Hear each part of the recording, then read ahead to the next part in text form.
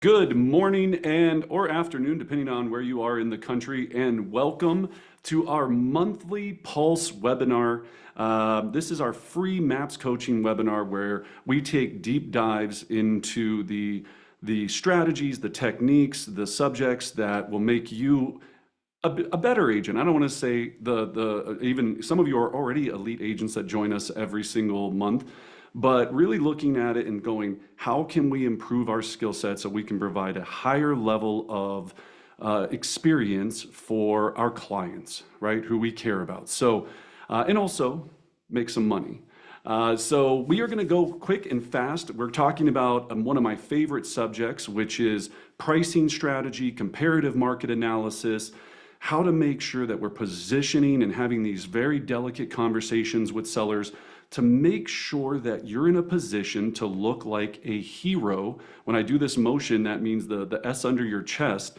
And so that you are having absolute success and pricing homes so you have multiple offers, you sell in a very timely manner, and the seller nets the most money possible. So as we jump into this, a couple of things, just for those that have never been on a Zoom with me or met me in person.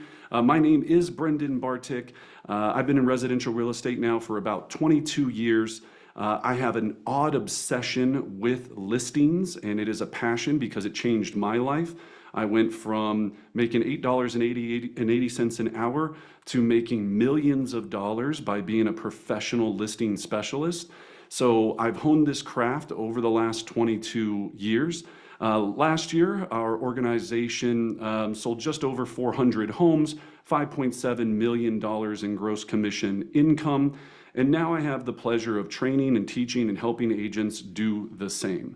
So please make sure as we get started, you have pen and paper. You are going to want to take notes and however you format that you do that.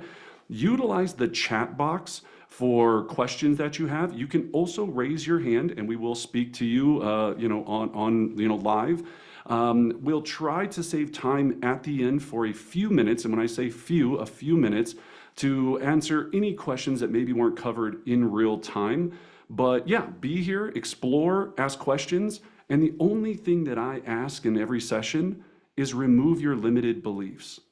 Some of us have been doing business a certain type of way for a very long period of time. We've gotten very comfortable with how we do certain things. So I always ask that you shake that little devil off your shoulder that's whispering in your ear saying, I don't think this would work where I'm at. I don't know if this strategy is, my MLS is different, Brendan. I've had this work in every state, in Canada, all over the world. We know that it works. We know that it's been proven. You just have to calm down, remove those limited beliefs, and have some fun today, right? So let's get ready to rock.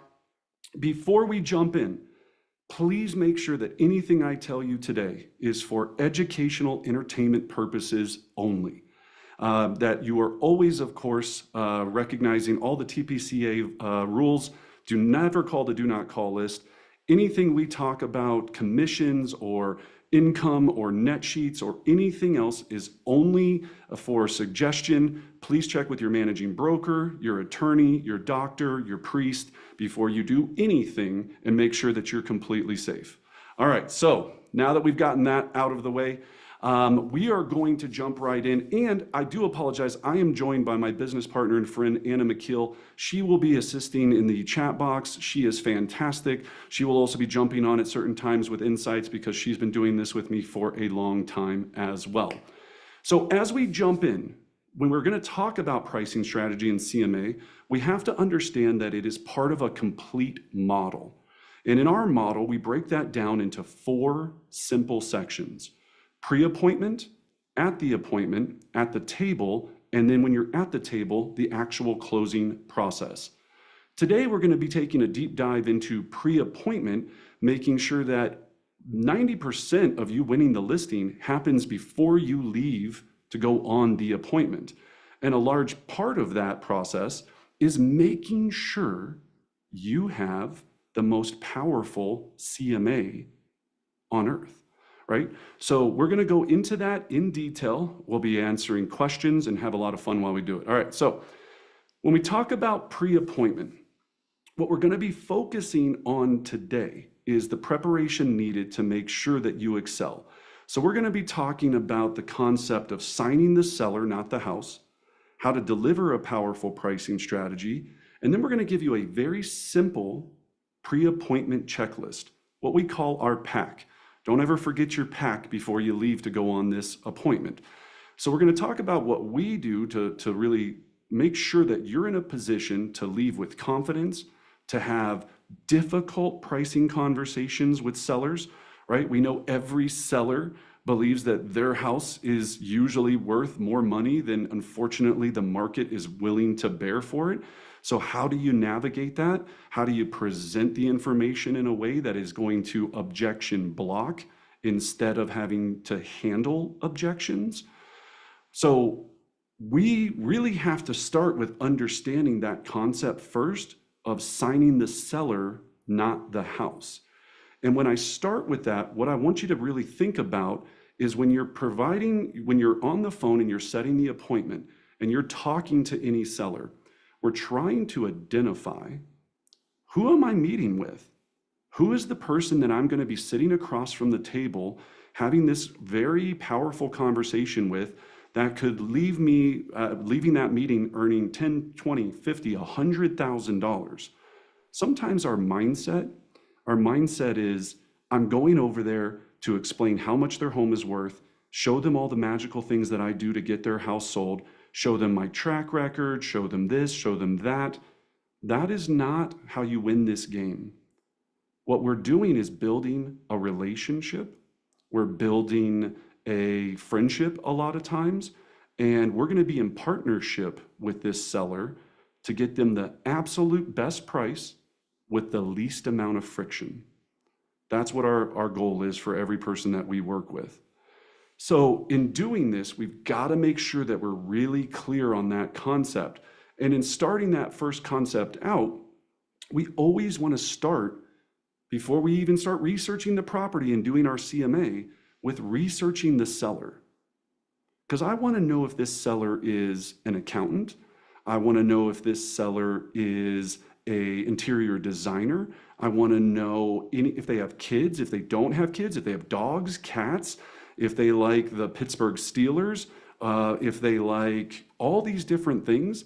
Because if I'm able to build trust and rapport on this appointment, and that is what we have to do, we have to be a specialist at building instant trust and rapport, then they're going to trust me to understand my pricing strategy.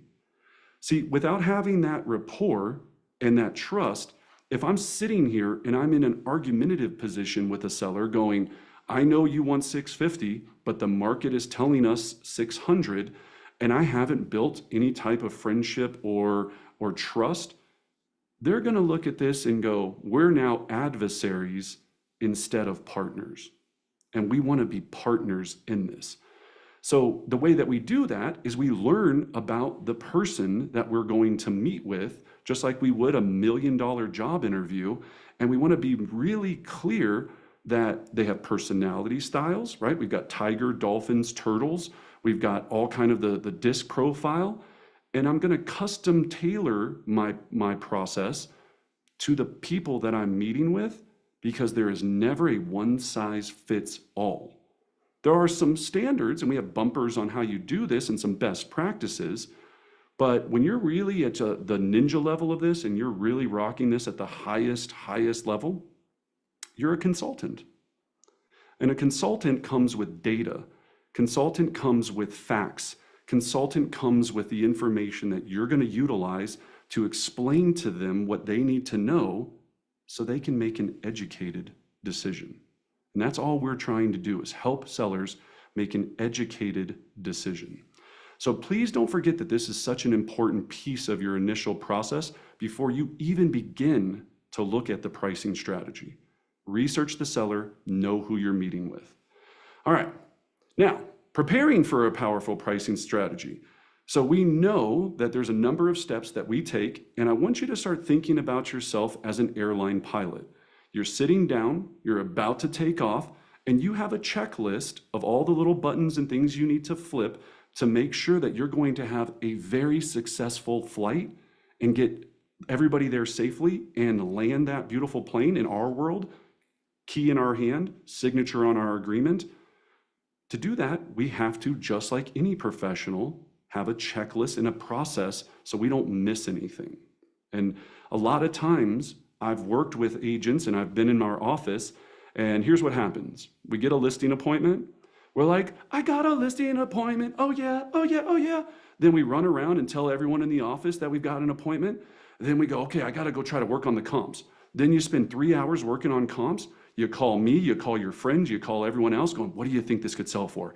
I ran the comps, this is a toughie. I don't know, what do you think? And we spend 5 to 6 hours at times trying to get ready to go on one appointment, because getting ready to go on an appointment is a lot more fun at times than doing what we know we should be doing, which is lead gen and getting ready for the next appointment. See, when you're making $1 million, $2 million, $3 million plus as a professional listing specialist, you're going to be spending the least amount of time as possible getting ready to go on appointments because you have a system, and you're going to spend the most amount of time possible building relationships. So that's why we have to streamline this process, okay? So, selling factors. Before we start to price properties, we have to understand a simple concept that so many people still struggle with on what our role is as a listing agent. And so when we're preparing our CMA, we have to be extremely comfortable of understanding that the only two things that affect a home selling are price, money, and time, right? Price and time, money and time. What I mean by that is if you price any property low enough, it will sell. I don't care what the condition, I don't care how disgusting it smells, I don't care if the person smoked in it for 60 years. I went to one house, they had 120 snakes in the house, and it smelled like rats and snakes, and it was terrifying, and I was scared the entire time I was there. But even that house, and they always, of course, they asked me, they're like, do you think we should remove the snakes before we sell? Right? Even that house will sell at the right price. The second factor is time. You give any home or property enough time, or land, enough time to sell at a certain price, it will sell.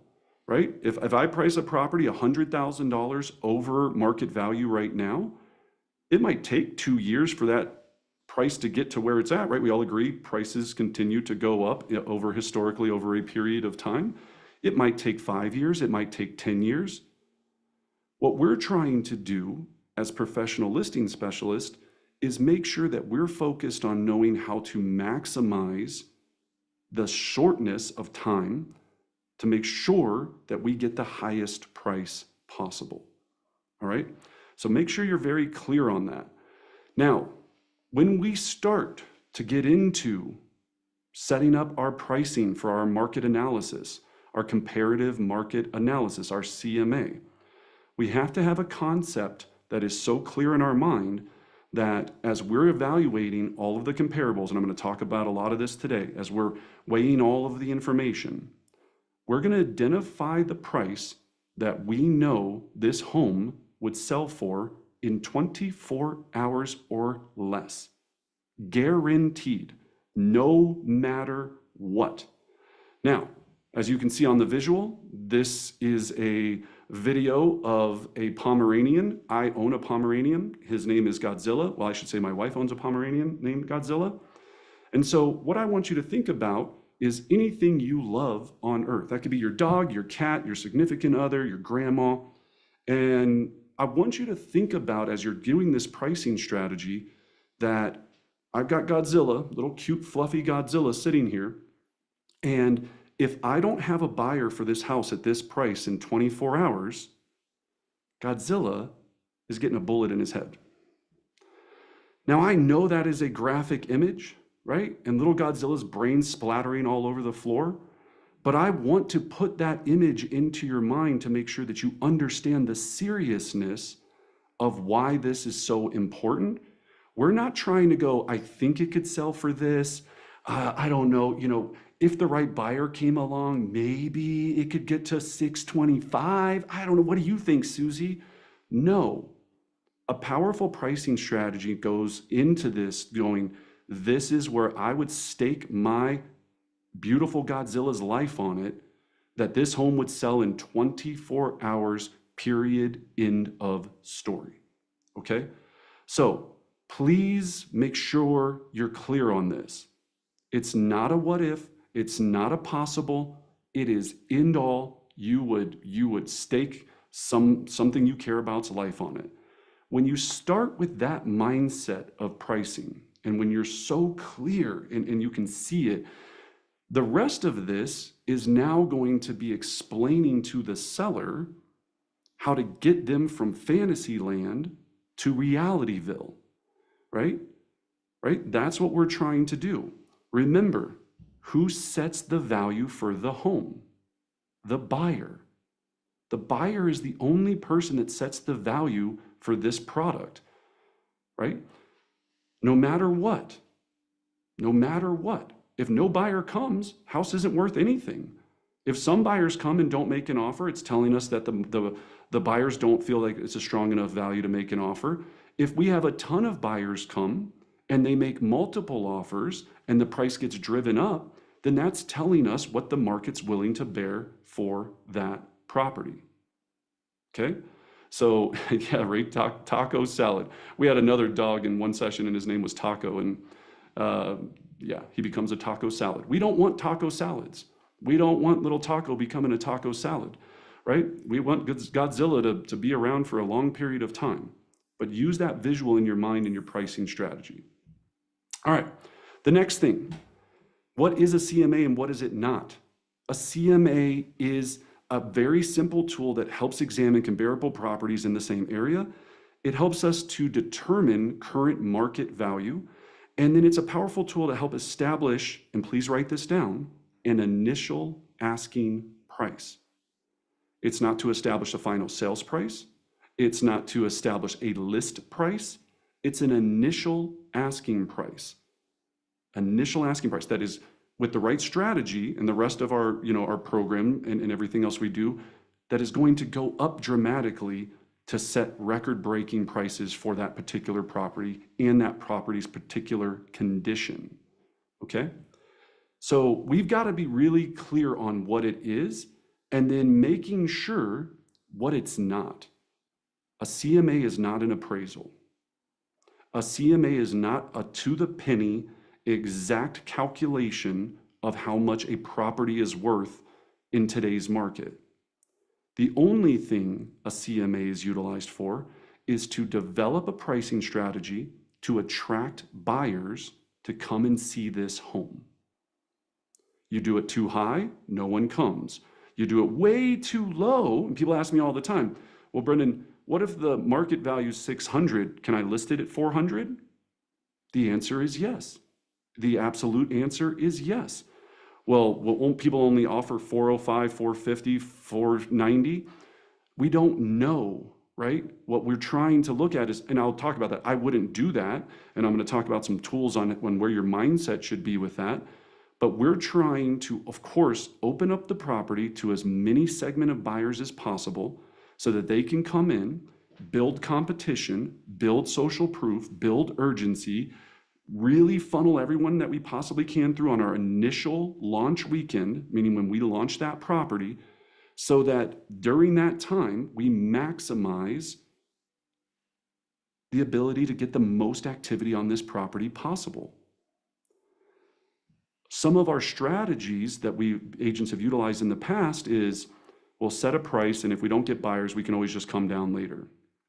That strategy, and I'll show you some statistics here in a moment, work against the seller. Every day, and you can write this statement down, I use it all the time on listing appointments, every day the home is on the market, it becomes a depreciating asset. Just like you have this Ferrari, you drive that brand new Ferrari off that car lot, that Ferrari was 400 grand driving it off the lot. Soon as it leaves the lot, I'm talking the second it leaves the lot, that Ferrari's worth 300,000. okay?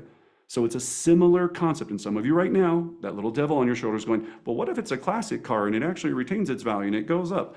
I'm talking about 99% of the time, my analytical friends, 99% of the time. I hope we can all agree, cars depreciate as soon as they're driven off the lot, okay? So that's the same mindset we have to have in this situation, all right? Now, in any powerful CMA, comparative market analysis, we have 6 sections: buyer attraction pyramid, public record report, an aerial map, comps in a photo one-pager, single line stat page, and a time on market graph. I'm going to show you an individual of each of these. Now, I always state this, I've used every CMA technology on earth, Cloud CMA, CMA Genie, all of these different tools. None of them have been able to deliver the information that I need at ready, right? Remember, in a powerful pricing strategy, you're not going to be showing everything at once, right? Some of you, I've gone on listing appointments after other agents have been on an appointment, and they have a 3-ring binder with a market analysis that is 180 pages deep that talks about the history of the property since it was built in 1912 to when it sold 16 times over the last 90 years, the weather at the time that it sold. That is not what we're trying to do here. We're trying to go, when we put this property on the market, are we going to be in the number one position that is going to attract in our category, class, and style the most amount of people to come see our listing and buy ours instead of our competition? That's what we're trying to make sure that we establish, right? That's what we're trying to do here. And we have different tools that we utilize that are needed at different times to help guide the seller to understand that. And that's what we do, all right? So the first tool is our buyer attraction pyramid, okay?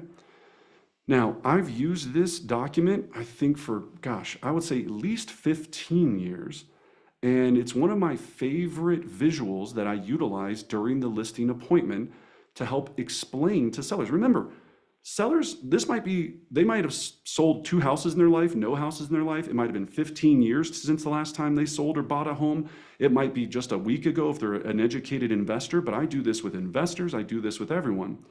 And when you're looking at this, we call it the buyer pyramid. It's to set the expectation with the seller and the goal to make sure that the pricing conversation is accurate and to show the potential risk of overpricing it, all right? So here's what it looks like. Now, in the middle, you see that there's a line that states market value, okay?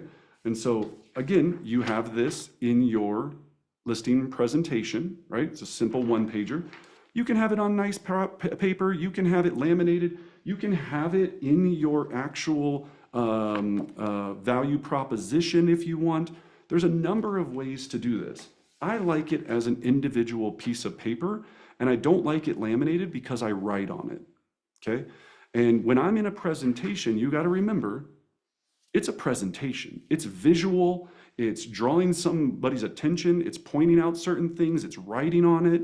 It's not just show and tell, this goes away. Show and tell, this goes away. So I have ways that I like it from doing thousands of listing appointments and the nuances that I kind of learned of what worked and what didn't work over time. But you're going to have to play around with it. You're going to have to practice it in front of someone and make sure that you feel comfortable. But the concept of this is when you look at market value, and I'm presenting this to a seller, and remember I'm presenting this upside down to them, I pull out this page and I go, Deborah, one of the things as we start to create a powerful pricing strategy is to make sure that you understand that we don't want to be above market value, right? We don't want to be at the tip of this triangle, because if we do, as you can see, no one will come and see it. For every 10% we're over market value, you can see how much of a percentage of buyer pool that we lose. Less buyers, less competition, lower offers, or no offers at all. Now you see where the market value is line.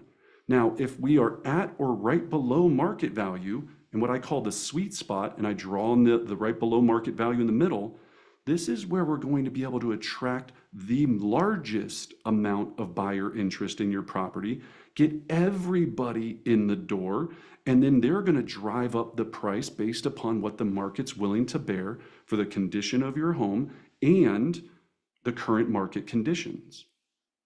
Okay? So this is very powerful. Now, you can slap your logo on it. You can do whatever you want with it, whatever you want. If you're looking for this document, I believe we're going to be putting it in our Pulse Facebook group. Just go to pulsepoweragent.com or Pulse Power Agent on Facebook, and we'll have that document available for you there. All right? Now, the next piece is your public record report. Okay? So when we talk about public record report, I need a simple one-pager that highlights all of the components of the property so I can show them above ground square footage, finished square footage. Now, I know every MLS looks different, and this is not a pretty looking document.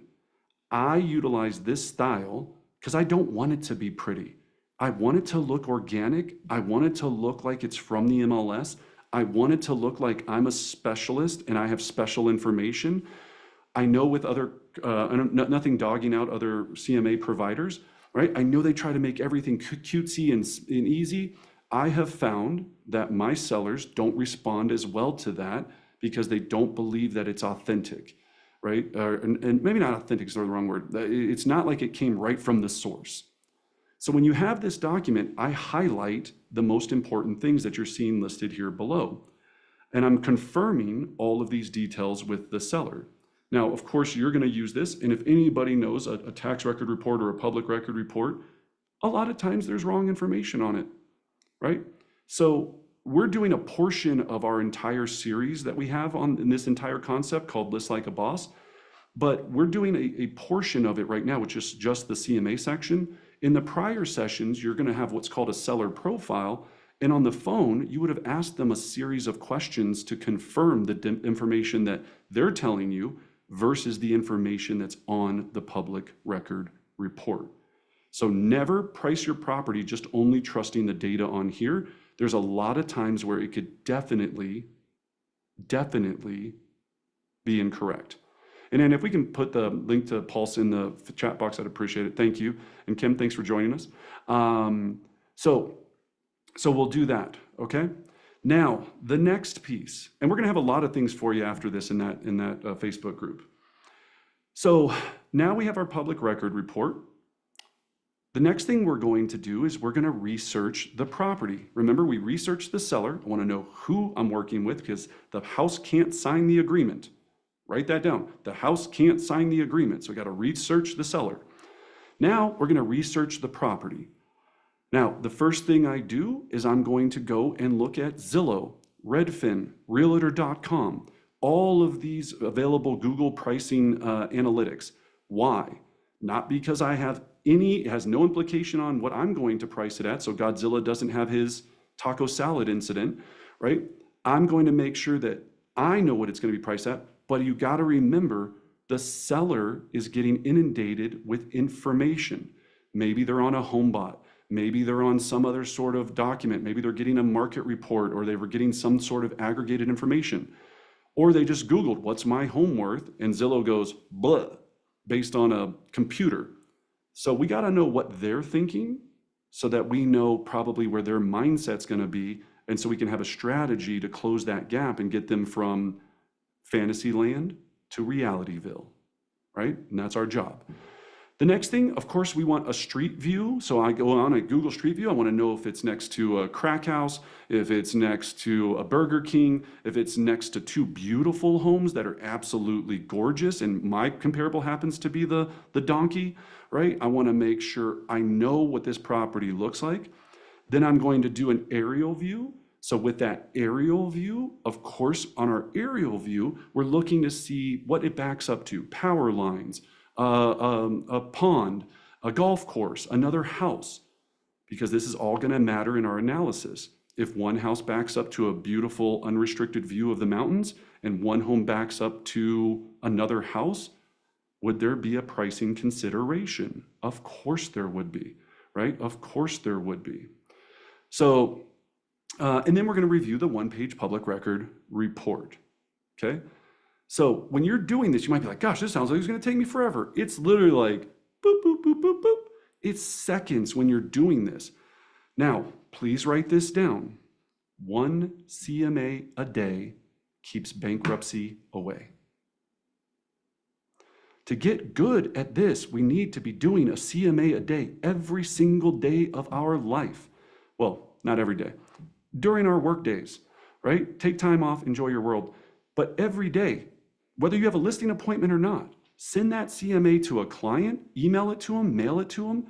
But if you're going to be a professional in this business, a large percentage of your value is analyzing data and comparables to be a master consultant to help sellers make the best decision, to put them in the best position to get the best price in the shortest period of time with the least amount of friction. Okay? But it takes practice.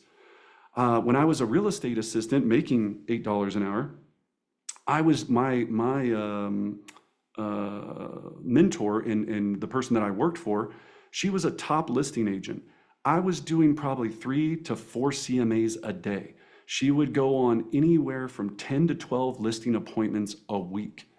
So that's an option for some of you. Maybe become an assistant to a top producing listing agent, or just start to practice. But for some of us, and we know this from our stats, in the metro area, we have 18,000 plus agents. Out of 18,000 plus agents, only 781 are listing and selling more than 10 homes a year. 781 out of 18,000 plus. So this is what happens is because we're not building a business based on sellers, we don't get into this rhythm. So when we finally get a listing appointment, whether it's once a month, twice a month, we go, now I got to think through all this. And then you go and call me and call everybody and ask us, what do you think about the price? Now, the inherent value that you'll receive from doing 1 CMA a day, we call it an unsolicited CMA. You're going to be putting CMAs in front of people, and then they might start thinking, wow, maybe we should sell. Or maybe I should call and ask you about what I think our home is worth in today's market. All of those things can happen. So you're going to get a double benefit from it. And you're going to get faster, better, and more efficient. All right? So now we have to evaluate pricing impacts. Okay? Now, I know we have people from all over the country here and in Canada, and I believe maybe 1 or 2 from Mexico. So welcome, welcome. But every place is going to be different. I'm just using these as examples, right? When we talk about pricing impacts, mountain properties, right? We're going to be talking about land. We're going to be talking about views. We're going to be talking about water rights. We're going to be talking about, does it have a stream, and can you do this? And all of these different things, of course, are factors. But don't go into analysis paralysis. You're not trying to spend 6 hours on a pricing strategy. What you're doing is you're looking at the data and you're going, okay, if someone had $500,000 to spend on a mountain property right now in today's market, I've looked at the actives, I've looked at the pendings, I've looked at the closed, based on the information that's in front of me, so Godzilla lives, guaranteed this property will have a lot of activity at said price. That's all we're trying to do. Now, I deal with horse properties, and we've got different riding rings and barn and all of the tack rooms and all of these things. And it's like, well, how much value do you put on the fact that mine has a 12 stall than an 8 stall? And maybe I've ridden a horse once in my life. I don't know squat about horses. I don't know squat about the country. I look like when I show up, I dress like I'm going to like Yellowstone, like when I mean that the TV show, like I try to get my Costner look on. All I know is I've got data and I'm trying to create the best possible ability to have the right funnel to make sure that the most amount of people come and see this property. And I know some of you are struggling with this right now. I know you are, right? This is not an appraisal. It will never be an appraisal because you're not trying to set a price that the bank is going to loan on, okay? So we're looking at information and we're trying to use common sense. So other things to consider, and I do want to point this one out. A busy street. Now, when I call a busy street, this could mean it's on a highway, a fairway. I don't want you to only think about busy street. Let's go back to our home aerial conversation that we were having. If a property has beautiful, nothing backing up to it, it looks at a park, and another home that you're listing happens to back up to another home, and it's in the same neighborhood, and your seller thinks that the other home, and remember, Zillow's algorithm is bringing your home value up because it might say that, well, the last three that sold backed up to the park, but your home backs up to another home. What I want you to do is you're going to go into the MLS, look at all of the homes that have sold in either the last 12 months or 24 months, depending on the data that you need, and figure out what all of those homes sold for on average as a price per square foot. Then I want you to go into the MLS and take all of the homes that have sold in the last 6, 12, or 24 months that have sold that have backed up to another home. What you'll find 99% of the time, and I know sometimes it doesn't happen, but there's a 1% chance, you're going to see that homes that backed up to the park sold for $350 a square foot. Homes that backed up on average to another home sold for $300 a square foot on average. So now you know that there's a $50 square foot difference on average for homes that overlook a beautiful park versus homes that back up to another house or a super target or a train or a whatever. So when I say busy street, you can use this in a number of ways. Busy street versus homes that are not on a busy street in the same neighborhood. Homes that back up to a train versus homes that don't back up to a train. I hope that concept makes sense. It's a very powerful tool because you're going to get sellers all the time being like, the house 6 doors down, Brendan, sold for $650, and you're telling us market value is $600. First of all, I'm not telling you anything, sir. I'm just telling you what the data is showing us. And what you can see is that there's a very big difference for homes that back up to a beautiful park versus homes that back up to another home. But your home is very beautiful, but there's a $50 square foot on average difference for those types of properties. Okay? High rises, if we're in condos, high rise buildings, right? We got to be very clear on this. I use this example all the time. In downtown Denver, the Four Seasons residence, the penthouse suite, they have a western facing in Colorado and an eastern facing. The western facing suite has unobstructed views of the mountains. It's gorgeous. I mean, sunsets, beautiful. The eastern facing penthouse, because it splits in the building, it faces the other side, huge penthouse, has a view of like, in our Colorado, Aurora, like a city. That's actually where I'm from. I can make fun of it. Not a very beautiful area. Let's just say that. No offense to people that live in Aurora, right? I grew up there, right? The difference in those two selling, the western facing one, 10 million, eastern facing, 5 million. $5 million difference for a view. So I say that to make sure that you're understanding the impact of when you're looking at these properties, that you don't just take an aggregate of everything that's sold in a building and go, well, based on this, that, blah, blah, blah, it should be fine. No, there's differences. Of course, there's also differences on the floor, right? Units that sell on the second floor and have a view of the parking lot versus units that sell same square footage on the 50th floor and don't have a view of the parking lot.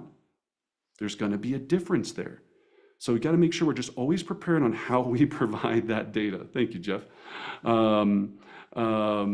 Yeah, Aurora's come a long way. That is for sure. So consider that. And then golf course. Does it back up to the golf course? Does it back up to another home? I think you're getting the concept. Be very aware because view matters. In my own neighborhood, there are properties that have views of power lines that sell for $400,000 less than the property 3 or 4 homes down that doesn't have a view of the property line. It has that kind of impact, okay? All right, next component, we have to have an aerial map. The aerial map, and this is in every MLS, and you might be thinking, well, I don't know if my MLS has this. It probably does. I'm pretty sure it does. If not, figure out the best you can do with it. We have an aerial map so we can talk apples to apples and not apples to oranges. Zillow doesn't know whether you live in Dumpster Hills or Luxury Hills, two neighborhoods split by one road.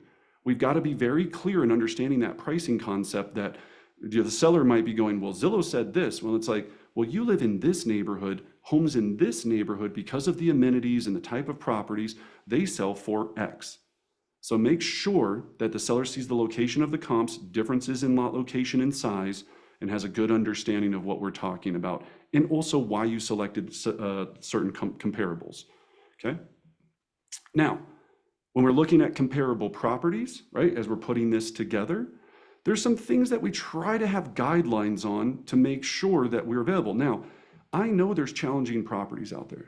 I deal with them all the time. Brendan, there hasn't been a home that's sold in this neighborhood for 12 months. Brendan, there's not another active even out there. This house is in the middle of I had one the other day that was in the middle of a national forest. And it was like this random grandfathered property. And I know some of our mountain people on here, they're like, yep, we've dealt with those, right? And it's on like sacred land and you have to have a permit and all these things. I understand that. In that instance, you're still trying to do the best that you can. You're either going to have to go further back or further out to help explain to the seller what they do. Here's the one thing I warn you on, and I've seen so many of you bring this to my attention. You go, Brendan, well, the property sold in 1997 and the rate of inflation was this. And so the aggregate average price went up in this area by this. And you're trying to do a mathematical calculation on what happened in the market. Just because certain things go up in a market overall doesn't mean everything goes up on average. So I'd be very weary to price that way. What we're pricing it is put your buyer goggles on. What would a buyer pay for this property versus the competition that is out there currently? That is what we're really trying to focus on. Supply and demand. Supply and demand. The rest of this is tools to give us the best overall strategy to deliver to the seller. So when we're looking at comps, we are looking at sold in the last 6 months. This is the guideline for preferably, right? The reason for sold in 6 months is because an appraiser can't use comps from older than 6 months. So we know that right now in our area, only 10% of all real estate transactions are being purchased with cash. That means that your property is going to have a 90% chance of being purchased with a loan. So if we're using comps from a year and a half ago and the appraiser can only use comps from 6 months ago or newer, you're going to have an obviously discrepancy there. And I always explain that to the seller, okay? Year built, if your home is 2024 and you're trying to use comps from a house that's a scrape in 1912, be careful on how you're making that. If you're doing bi-level versus tri-level versus ranch versus two-story, if I have a two-story comp and the only other comps that sold were ranches, I can obviously use those comps, but I'm also going to look back and see the last time that two stories sold and get an average of what two-story homes sold for versus ranches or ranches with a walkout basement to see if there was any difference in average of price per square foot. Do people love a tri-level floor plan? I don't know. I don't. I can tell you that much. No offense if you live in a tri-level. It's not my dream to walk into a landing and be hit with 4 levels of stairs. It was super cool back in the day, but it's not my favorite type. So when you're looking at it, it's what the market is craving right now, right? Lot size, what does it back up to? Community, we talked about all those things, okay? Anna, do we have any questions I should be addressing as we're moving forward? No, we're all set. And folks, just as a reminder, I'm putting the link to our Pulse Facebook group in the chat box. That's where you can access the buyer pyramid. He's about to get to the time on market graph, as well as the pre-appointment checklist. So we've got a full suite of resources in there. Go ahead and check the link out in the chat box. Yes, you can borrow Godzilla anytime. Take them as much as you want, please. All right, photo one pager. Next piece is I've got comps, and then my simple comps are highlighted, right, with the pertinent information, because remember, I'm going to be reading upside down when I'm presenting them if needed. Here's the thing that some of us do. I can't warn you enough. Do not overload them with your data if they don't need the data, right? So in our process, in our List Like a Boss system, we go through our powerful pricing strategy. We take down what we call our seller preferred terms. And I ask the seller, what would you like to sell your home for? Or what would you, excuse me, gosh, now you got me doing it. What would you like to set the initial asking price for your home?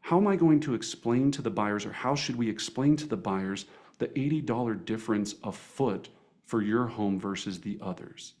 Can you walk me through that, please? Okay. So it gives you power. There's so much data, or so much power in data, right? Data is everything, okay? What type of printer do we use? I don't know. I have a HP 1500. I don't know. It's not a magical printer. Yeah, it's a great question though. You want this information to be clean. Maybe your office is not as good. I always do everything in color. That's why I only do a single photo report instead of a multi-page photo report. I know some of these listings can have 65 pictures, and so I'm eating up 7 pages of photos. And again, I'm cost, concerned. So usually I can get it across. If I feel like I need to have more photos, then do it. If you really feel like this is the closest comp to them and you really want to highlight it, pop for the extra 20 cents a colored copy, whatever you want to do, okay? And then lastly, our time on market graph, okay? So this beautiful, beautiful, beautiful one-pager helps take us through this conversation of, well, why don't we just try high and come down later? Or we're in no rush, Brendan. If we find the right buyer, we'll sell. Or you know what? Our home is very unique, Brendan. So it's gonna take the right buyer, and we expected that could take some time. Please write this down. One of my favorite lines in all of real estate.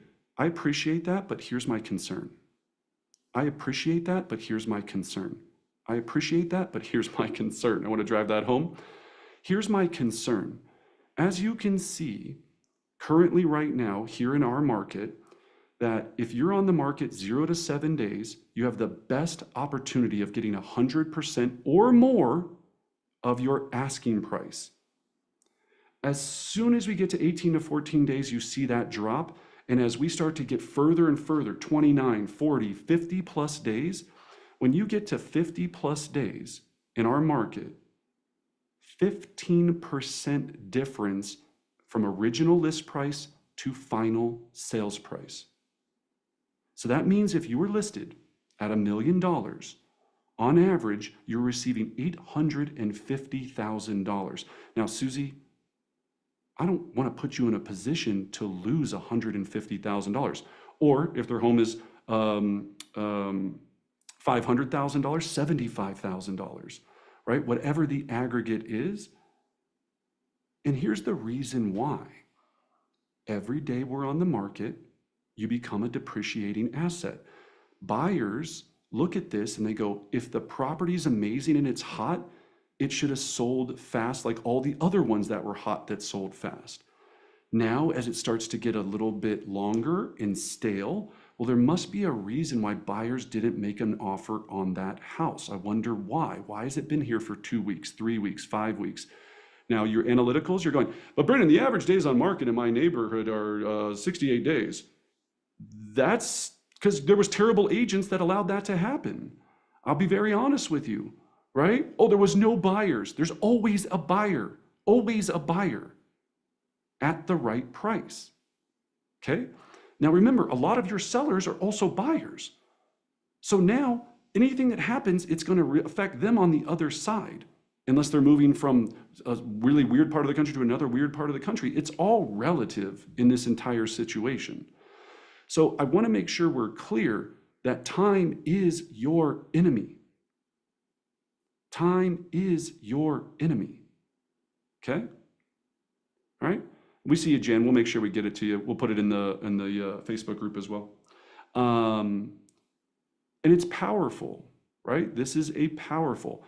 We want to maximize the most amount of people through your home in the shortest amount of time so you receive the highest net value for your property, okay? This is critical. Critical. Now, we just went through a variety of tools, right? A series of tools. As I said, you can have them loose leaf, you can bind them together if you want to have it in a certain type of display. I have them in a very, simple folder inside my Padfolio. And again, with practice, you're gonna have all of these ready to be utilized when you need it. So if I think, hey, if I'm doing my pricing analysis and I know there's a comp that's the exact comp as theirs, I mean, it just sold 2 weeks ago, it's identical, time on market was 9 days, it sold for this versus that, obviously I'm going to highlight that comparable. If it's a very unique property and there's no comparables that really set it, I'm probably not going to go through comps that much because their home is so unique, it's not going to matter. I'm going to use averages. I'm going to use what's available on the market right now that's competing against them for a buyer, what we call an AMA, an active market analysis. I'm going to go much more down that. If I can tell they're super turtle, they're like an engineer, an accountant, that single line stat page is fire. It is going to help them logically get their brain wrapped around the concept of average above ground square footage, finished square footage, different types of things, and go, okay, I get what you're saying. Okay, yeah, you're right. Yeah, we really can't be $80 more a square foot than anyone else, or we're going to sit on the market like these actives are. Okay, Brendan, I get that. Ding, ding, ding. My brain is registering that. Thank you. And again, I like it on loose leaf paper because I'm drawing on it. I'll put smiley faces, I'll circle things, I'll draw arrows down or arrows up. I do all of these things because numbers are boring. Analysis is boring. I've got to bring this to life. Now, people know one of my pet peeves is your hands, right? I have beautiful hands. I'm just kidding. I don't have beautiful hands, but I think about my hand presentation. I don't have dirty nails. I don't have 6 rings that say DJ Master Flash. I don't have 14 bracelets. I don't have fingernails that are literally able to kill a mountain lion that have rainbow bright sparkles on them. I don't have any of that. I am neutral and boring like Pottery Barn. You know why? Because people like neutral and boring because it's about them, not you. So make sure your hand presentation, your dance that you're doing on that table, you got hairy knuckles, shave them. You got hand tattoos, I don't know. Good luck. You're going to be fine. You'll have a market for that, I'm sure. There's nothing wrong with hand tattoos. It's not like you can never sell real estate. I'm just joking to bring home this point, but be careful about your presentation because you're making a relationship and they're judging every single thing about you. Everything. The watch you wear, the cologne you have on, and hopefully you don't have on cologne because some of you Axe body spray yourself to death and I can't breathe in the appointment, right? Everything is being considered. Be neutral, be a chameleon. They'll be thinking about them. They'll be like, you know what? I don't know what it was about that guy, but I just really like him. He seemed really just easygoing. He was nice. He had beautiful hands, and let's sign the agreement. I'm joking, but in a way, I'm being very honest. Okay? All right. Now, let's put it all together. You have some options. You can do this digitally, and I warn you when doing this digitally, until you're ninja level, and I mean absolute elite specialist level, it is very difficult to do this digitally with a laptop or a PowerPoint or a iPad, any of that, right? Because technology glitches, you're trying to flip through things, it gets complicated, you can't write on it. I know people that sell hundreds and hundreds of homes every year that do it digitally. They're masters of it. They know the neighborhood inside out. They use the comps to just kind of show them. I'm just telling you, my preference is to do it hard copy if possible.